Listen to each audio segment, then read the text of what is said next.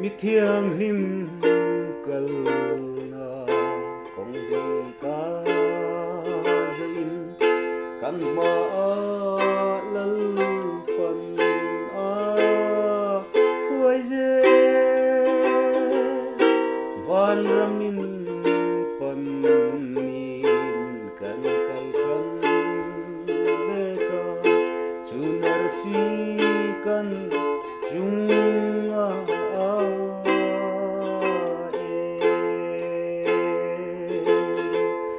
van in nuam panin kan kalme nun na le lom na change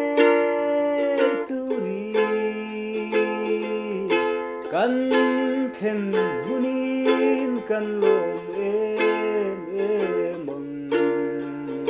hin in ram ro puia rinang he tin kong hui tha ka zo in mangai na le in ren nai lalpa kan muin kan lo men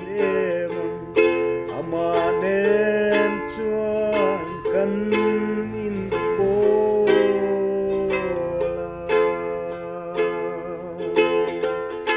van in nuam panin kan kalme nun na le lom na change ituri kan khen hunin kan lom mang hin in ram ro puia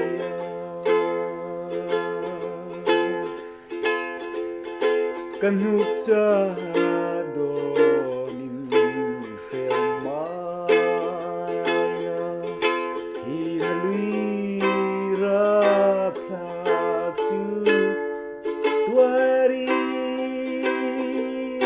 lal pan ra le lam min kai pui nga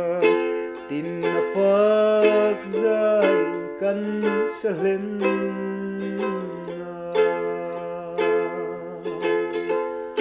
van in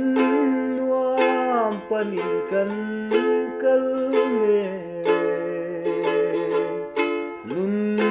na le lom na change turi kan khen hunin kan lom bang in ram ro puia